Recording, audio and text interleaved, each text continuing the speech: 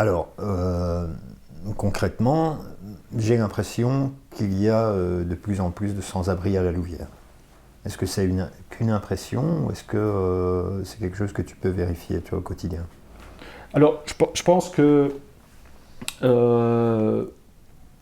ne maîtrise pas absolument les chiffres et je pense qu'il y a certainement, à mon avis, une augmentation de personnes qui sont dans la grande précarité, qui glissent plus vite dans la grande précarité. Et ça serait vraiment important de se poser la question, politiquement en tout cas, de qu'est-ce qu'on fait pour éviter que les gens en arrivent à glisser vers la grande précarité. Donc, travailler en amont.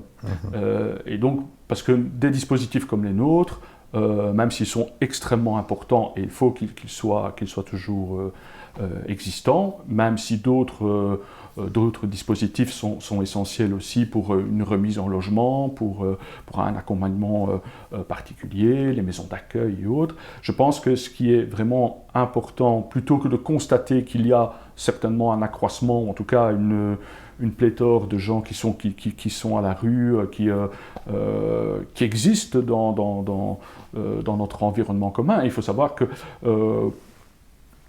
nous, la rue, on l'utilise pour aller d'un point A à un point B. Donc on l'utilise comme lieu de mouvement, comme lieu de déplacement.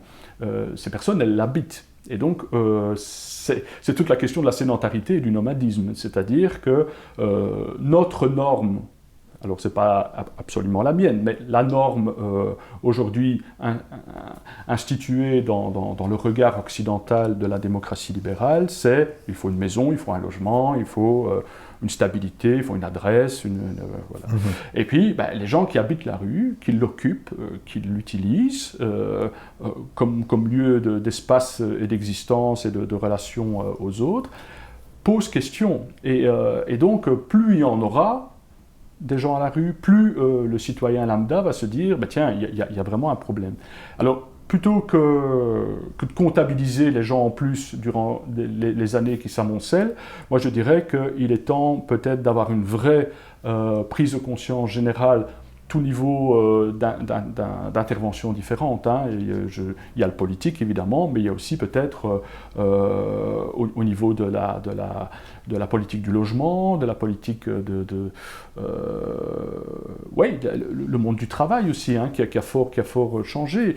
C'est-à-dire qu'il y a encore 30-40 ans, les grosses entreprises de la région employaient des gens en usine, par exemple, qui étaient très peu qualifiés et qui avaient quand même un statut grâce au travail. Alors, on peut questionner aussi la pénibilité du travail et autres, mais en tout cas, même s'il y en avait qui n'étaient pas sortis, qui avaient à peine réussi quelques années en primaire ou compagnie, qui avaient des problèmes d'alphabétisation et autres, trouvaient quand même une justification de leur place dans une usine pour travailler et compagnie. Tout ça a disparu. Donc maintenant, il faut des qualifications, quelquefois des qualifications assez hautes, pour un travail de base, et donc il y a toute une partie de la population qui ne trouve plus d'émancipation par le travail et qui est obligé de faire référence soit au chômage, et puis on a vu évidemment par mesures successives et coercitives à l'égard des travailleurs et des travailleurs sans emploi, une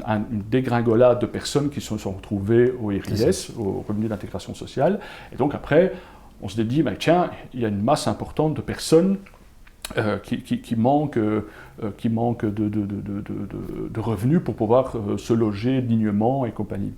Et donc c'est un problème complexe qui met en relation évidemment toute une série de nécessités fondamentales, structurelles, qui ne peut pas reposer que sur le travail social. Le travail social, à la limite, il vient de manière un peu curative, ou en pansement et en sparadrap, sur une plaie béante qui est constitutive de décennies de politique à l'égard des plus fragiles et des personnes les plus enfoncées dans la grande précarité, qui n'a pas été à un moment donné pensée pour comment on réadapte, on réajuste les choses pour éviter qu'elles tombent dans la grande précarité. D'accord. Donc toi qui es sur le terrain depuis un paquet d'années, tu vois arriver de nouveaux profils, en fait, dans cette extrême précarité? Oui, il y a effectivement... alors, il y a quelque chose qui est interpellant, en tout cas, c'est la santé mentale des personnes. Hein. C'est on voit vraiment que ce sont des personnes extrêmement fragilisées sur le plan de la santé mentale, qui ont besoin vraiment de bienveillance, d'écoute, d'apport quasi spécialisé. Après, je pense que on peut faire appel évidemment à la psychiatrie. La réforme de la psychiatrie a dit on va plutôt soigner les gens sur leur lieu de vie plutôt que absolument les enfermer dans les hôpitaux psychiatriques et compagnie. Et donc ça partait évidemment d'une logique bienveillante à l'égard de ces personnes pour éviter de les cloîtrer en hôpital. Mais il faut savoir qu'une fois que les personnes sortent et se retrouvent à la rue, dans la jungle de la société, où ils doivent se débrouiller, se repérer, il y a certaines personnes qui lâchent prise. Pas toutes, mais il y en a qui ont vraiment besoin de repères et d'aide. Et donc là, on voit quelquefois des gens qui sont extrêmement dépassés, extrêmement désorientés par rapport à ce qui leur arrive.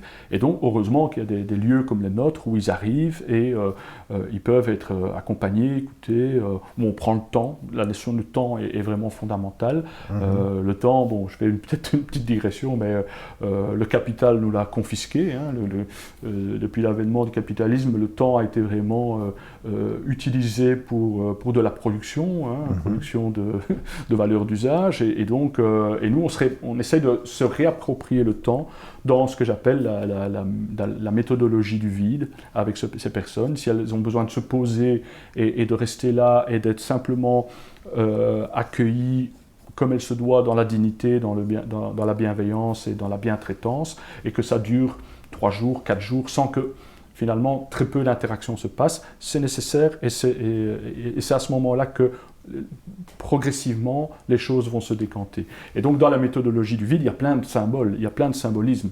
Et donc et avec les collègues, on en discute assez souvent. On ne veut jamais presser les gens, il n'y a pas d'obligation de résultat, c'est vraiment un processus adapté envers chacun dans cette reconquête sur leurs droits qu'ils ont peut-être même plus conscience d'avoir. Et donc quand les gens sont vraiment très abîmés, il y a ce qu'on appelle, et donc dans le champ de la psychiatrie, dans le sentiment d'auto-exclusion, hein, c'est-à-dire que la personne se ferme complètement et ne va même plus chercher dans la société de l'aide, quoi, parce qu'elle est tellement fragilisée et fermée sur elle-même qu'à un moment donné, c'est là où on voit des dégradations physiques vraiment sur les corps. On voit sur les corps que la dureté, que le côté abîmé se marque le plus fort. Et donc il y a tout un retravail vraiment ontologique de reconstituer l'être dans ce qu'il a de plus fort, dans son expression, avec un accompagnement. Le soin au sens large du terme, le soin psychique, le soin physique des personnes qui sont extrêmement abîmées.